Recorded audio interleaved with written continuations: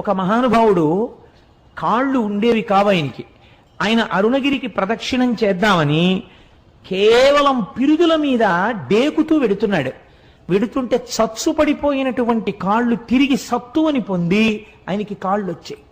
అరుణాచల ప్రదక్షిణం, అరుణగిరి ప్రదక్షిణం అంత గొప్పది. ఒకానొకప్పుడు ఒక సంపన్నురాలు తిరువణ్ణామలై రైల్వే స్టేషన్ లో దిగి ఒక పెళ్లికి వెళ్లడం కోసమని తిరువణ్ణామలై వచ్చి ఒక జట్కా మాట్లాడుకుని వెడుతుంటే ఆ జట్కా వాడు ఆ కొండలలోకి అరణ్యంలోకి తీసుకుపోతున్నాడు. ఆవిడ, ఇదేమిటి ఇలా తీసుకెడుతున్నావు అంటే, నోరు విప్పితే చంపేస్తానన్నాడు. భగవానుడు ఇక్కడే కొండ రూపంలో ఉన్నాడు, నన్ను రక్షిస్తాడని ఆవిడ జట్కాలో కూర్చుని అరుణాచల శివ, అరుణాచల శివ, అరుణాచల శివ అని 3 మాటలు అన్నారు. అనేసరికి పెద్ద పెద్ద టార్చ్ లైట్లు వేసుకుని ఒక పోలీస్ టీం ఒకటి అక్కడికి వచ్చింది. దేహశుద్ధి చేసి ఆవిడ్ని కారు ఎక్కించుకుని పెళ్లి జరగవలసిన కళ్యాణ మంటపం దగ్గరికి తీసుకెళ్లి ఆవిడ్ని